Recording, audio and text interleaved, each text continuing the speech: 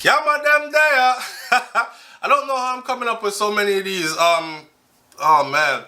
Alright, so we just did a story where we talked about a female that's looking at double the time of the kingpin of the organization, the scamming organization, and now here comes another one.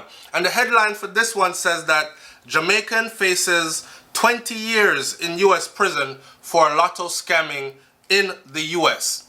Alright, now hear this out. You're 34 years old and you get 20 years, so you'll come out at roughly 54 if made to serve all 20, right? If you come out, because prison on a bed of roses, yeah? And US prisons are something else. Now, a 34-year-old Jamaican man faces up to 20 years in the United States prison system after pleading guilty on Thursday to scamming an elderly woman. A one woman him scamming up. An elderly woman of over $100,000 US by claiming that she had won a lottery prize. Now I know a lot of people are saying, okay, this I get from bad to worse. Why are these people still being scammed? Why are they still believing strangers that are calling you to tell you that you won the lottery, $1 million and a brand new Mercedes Benz that's 2019, and in order to pick it up, you're gonna have to send me $5,000 wired to this? Why are people still falling for this? I've done this before where I explain to people, and I don't expect people outside of, say, the medical field or some level of education about this to understand what I'm saying. But Alzheimer's and dementia is usually a part of this fix right here. And if you don't understand how Alzheimer's and dementia work, then educate yourself. Because it makes these people vulnerable and it makes them victims, easy pickings for crimes like these. So, the Jamaican name is Sanjay Burton. Alright, so let's put a face to the name, right? This is Sanjay Burton. I don't know if it's the trend or the latest thing in Jamaica, or it's been trending for a couple of years now, but this whole braid up here thing, and it kind of falls into the category of when you're in the US and you see a guy that has a tattooed face, you know, so he's not really up to no good, or he has no gainful employment unless self-employed and making it good. His alias is Michael Peart of Tavern Avenue in Kingston 6. So according to the US Attorney's Office now, Burton pled guilty to one count of conspiring to commit mail and wire fraud in US District Court in Syracuse, New York. I guess him don't have anybody to give up, turn over, snitch on, so he's looking at 20. I bet you if he had somebody to give up, he would probably get like 6 years like Willocks did. According to the US Attorney's Office, Burton pled guilty to one count. In addition to the possibility of being sent to prison for 20 years, the Jamaican also faces a term of post-release supervision of up to 3 years. I don't know how they work that out, because if you serve your time in the US but then you are deported to Jamaica, how do they monitor you for 3 years or hold you under supervision for 3 years? Is there some kind of something that has been worked out with the US law enforcement and Jamaica law enforcement, where on behalf of US law enforcement you would have to report to so and so every Wednesday at so o'clock or before so, you know what I'm saying? I don't know what the intricate details of all that entails or how it's done exactly, but also faces a term of post-release supervision.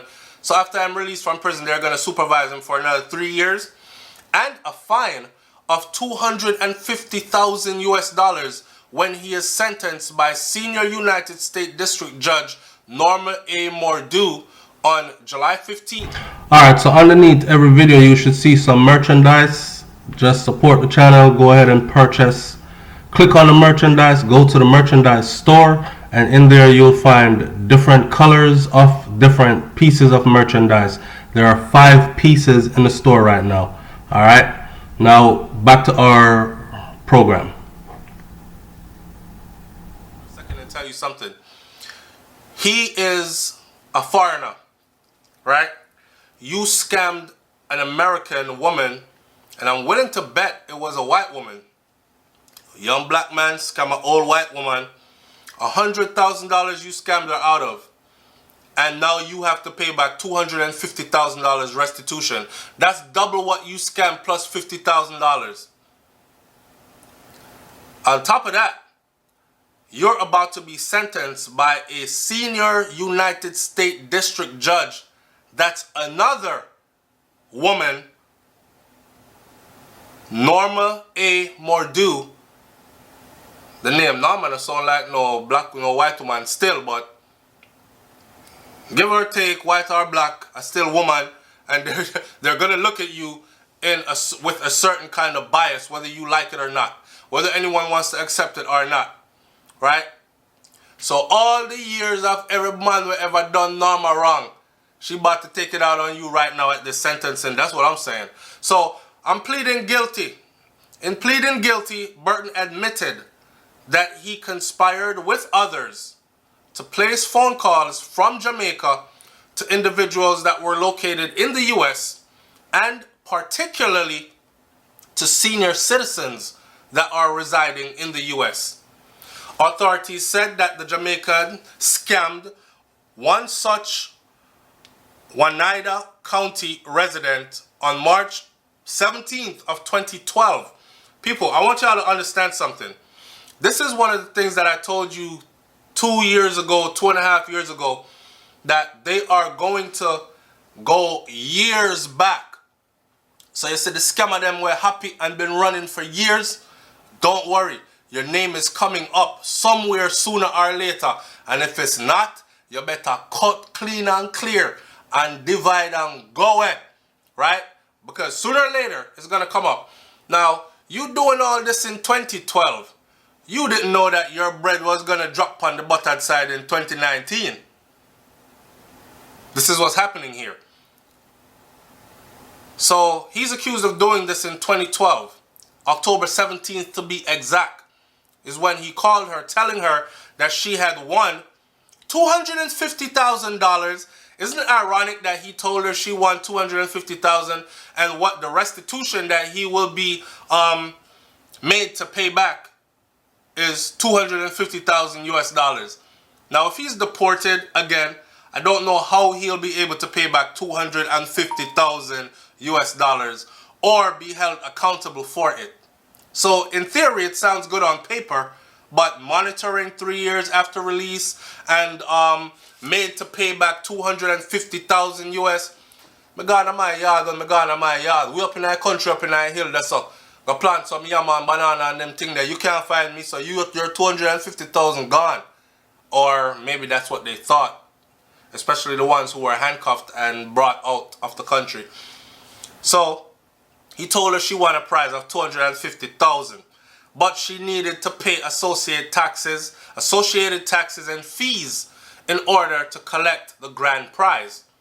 Over the course of the next year, authorities said that Burton convinced the woman to send him at least $107,930 US in checks and wire transfers that they were able to prove. So in other words, they're saying she sent more, but they were only able to prove $107,930. That's a lick. Authorities said that the money would first go to an intermediary in New York City before a portion of the money was sent to Burton in Jamaica. However, the victim never received her purported winnings, which ultimately did not exist. Burton was charged via an indictment in 2014. He was successfully extradited to the United States from Jamaica in 2018. November of 2018, almost 2019, right? So his indictment came down. Remember, I want you to watch the timeline because a lot of you think you're going to get away, and I'm trying to tell you, like I've told you in previous videos before, the long arm of this law right here is going to catch you. 2012 is when he bleeped on their radar. Bleep! That's him, 2012. That phone call set everything up, right? They started tracking from 2012. His indictment did not come down until 2014. An indictment means these are the charges. We're going to press charges. We now have permission to go ahead and move forward. From 2012 to 2013 to 2014, and from 2014 to 2018 before an extradition order. And he was ultimately extradited out of Jamaica successfully November of 2018, now looking at 20 years in a US prison in 2019, and he will be sentenced shortly. So at the point we sit, this was done with the assistance of the United States Department of Justice, it says, and the story ends there with no comments. So let me say it again before I close the video out. You might not like your 9 to 5, right? Or your career choice.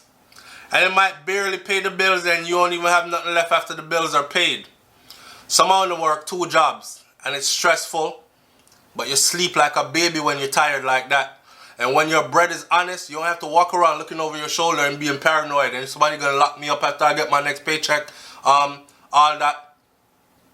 Your freedom is always worth more than these consequences that you will be made to pay. Leave your comment in the comment section below. Tell me what you think about this one. It's SouFLoTV, man. I'm up out of here, and I know the scamming not gonna stop just because I'm putting up these videos. Alright? More than likely, this is just for entertainment's sake, and we move forward. I'm out. Peace.